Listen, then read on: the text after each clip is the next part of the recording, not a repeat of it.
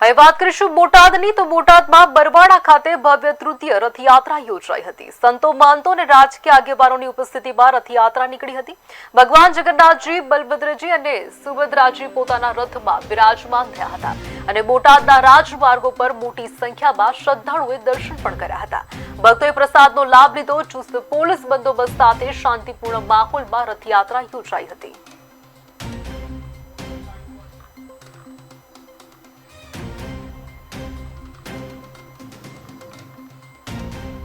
બરવાડામાં એક આનંદ અને ઉલ્લાસભર્યું વાતાવરણ છે અને લોકોમાં સ્વયંભૂ એટલો બધો ઉત્સાહ છે કે લગભગ 1 કિલોમીટર કરતાં વધારે લાઈન છે। 40 જેટલા ટ્રેક્ટરો છે અને એની અંદર અસંખ્ય પબ્લિક, આજુબાજુની ગામડાની અને ગામની પબ્લિક, બધું સ્વયંભૂ માર્કેટ બંધ છે। બજારમાં કોઈ પબ્લિક દેખાતા નથી, બધા જ કૃષ્ણમય થઈ ગયા છે અને